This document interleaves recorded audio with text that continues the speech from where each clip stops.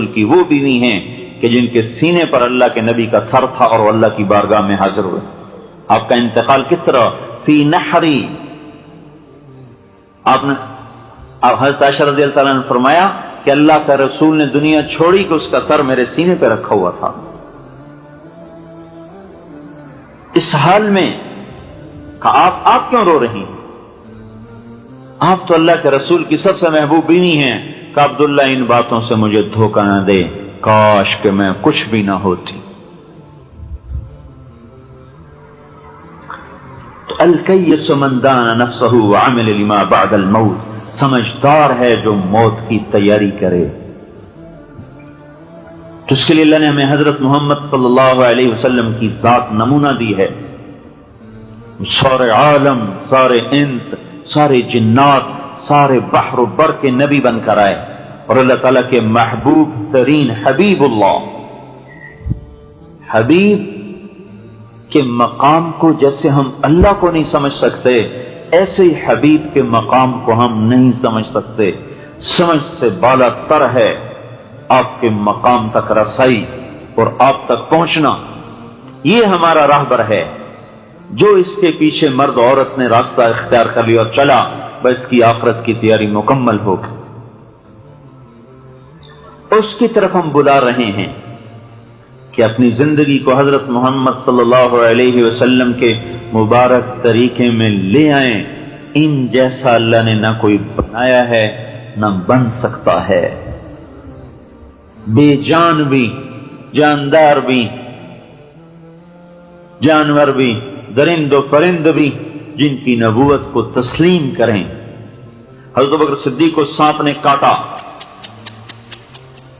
اس میں سارے سور میں، پھر کاٹا، پھر کاٹا. آپ کے آنسو ٹپکے، آپ کے چہرے مبارک پر گرے، آنکھ کھلی. کیا ہوا؟ کہ یا رسول اللہ سانپ نے کاٹا ہے.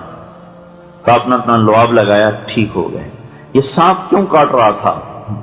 یہ حضور صلی اللہ علیہ وسلم کی زیارت کرنا چاہتا تھا، اور صدیق کا پاؤں اس میں رکاوٹ پڑا تھا، تو وہ کاٹنے کے لیے نہیں کاٹ رہا تھا. وہ کہتا ہٹو، میں نے زیارت کرنی ہے.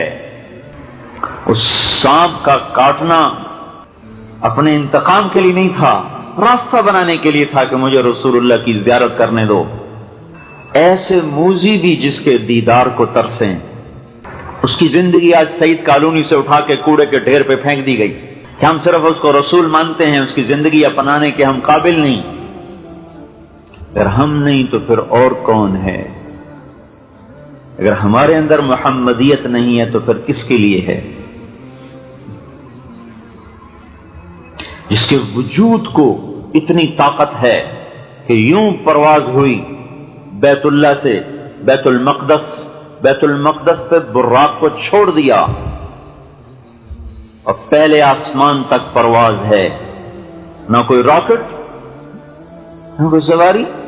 سلمان بن عبدالعزیز ریاض کا گورنر، اس کو جماعت میں لی ہماری، میں نہیں، ہمارا کچھ عرب ساتھ. تو سلمان کہنے لگا جو گورنر ریاض، میرا بیٹا پہلا عرب ہے جو خلا میں گیا ہے.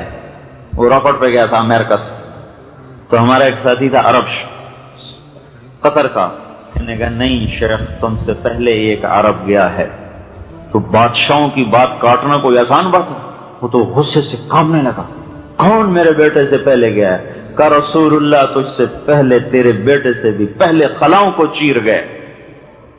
تو کہنے لگا غلبتنی یا سودانی، غلبتنی، تو نے مجھے لاجواب کر دیا. ارے تو نے مجھے لاجواب کر دیا. آسمان کھل گئے. اس کے پیچھے نہ چلیں. کتنی عجیب بات ہے، ان کے طریقوں میں شرم محسوس کر رہے، اور جو ہیں جانور ان کے طریقوں پر چلنا عزت محسوس کیا جا رہا. کیا عجیب جہان ہے. جن انسانوں کو اللہ تعالیٰ انسان ہی نہیں کہتے جانور ہیں.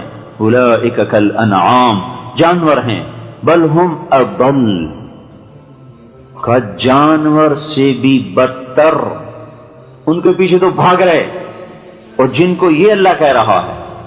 پرواز دیکھو، پہلے آسمان اور اور آدم علیہ السلام نے آگے بڑھ کے استقبال کیا. 7 آسمان مزین کر دیے گئے، جنت تک مزین ہو گئی کہ آج رسول اللہ صلی اللہ علیہ وسلم کی آمد ہے. پھر وہاں سے دوسرا آسمان، اور زکریا علیہ السلام اور عیسیٰ علیہ السلام نے استقبال کیا. پھر وہاں سے تیسرا آسمان، یوسف علیہ السلام نے استقبال کیا. پھر چوتھا آسمان، ادریس علیہ السلام نے استقبال کیا. پھر 5واں آسمان، ہارون علیہ السلام نے استقبال کیا. پھر 6واں آسمان، موسیٰ علیہ السلام نے استقبال کیا. پھر 7واں آسمان، ابراہیم علیہ السلام. 7ویں آسمان پہ بیت اللہ دیکھا، جس کی ٹیک لگا کے ایک بڑے میاں ایسے گوٹ مار کے بیٹھے ہوئے، سفید داڑھی ایسے بیٹھے، وہ نہیں اٹھے، باقی سارے اٹھتے رہے، استقبال کرتے رہے، آگے بڑھ کے آتے رہے، لیکن جب وہاں پہنچے تو ویسے ہی بیٹھے. تو انہوں نے جبرائیل علیہ السلام نے پوچھا یہ کون ہے؟ کہا یہ آپ کے باپ ابراہیم، آپ کے دادا ابراہیم ہیں. تو جب قریب آئے تو کھڑے ہو کہا مرحبا بالابن الصالح، مرحبا میرا بیٹا آ گیا، میرا بیٹا آ گیا.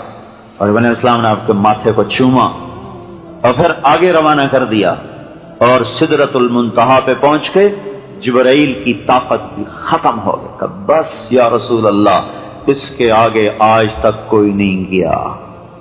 میں بھی ایک بالش تو اوپر اٹھ جاؤں تو میرا وجود ہی نہ رہے، جل کے خاک ہو جاؤں. کتنا بڑا وجود ہے ان کا. اگر اپنے پورے قد میں آئیں تو ان کا سر عرش سے ٹکرائے اور پاؤں زمین سے ٹکرائیں، اتنا بڑا وجود ہے. اور ایک بالش اٹھ جائے تو سارا جل کے راکھ ہو جائے. یہاں سے اللہ کے رسول کی جسمانی پرواز شروع ہوئی ہے. ابھی روحانی نہیں شروع ہوئی، ابھی جسمانی چل رہی. جہاں جبرائیل کی روحانی جسمانی طاقت صفر ہو گئی، وہاں سے رسول اللہ صلی اللہ علیہ وسلم کی جسمانی طاقت کی ابتدا ہوئی. اور آج تک عرش کسی کے لیے نہیں کھلا، آج اس کے دروازے کھل گئے. آج عرش کے اوپر کوئی نہیں پہنچا، آج ہمارا رسول اوپر پہنچ گیا. اور اوپر 70,000 نور کے پردے ہیں. ایک اللہ تعالیٰ اپنی تجلی ڈال دینا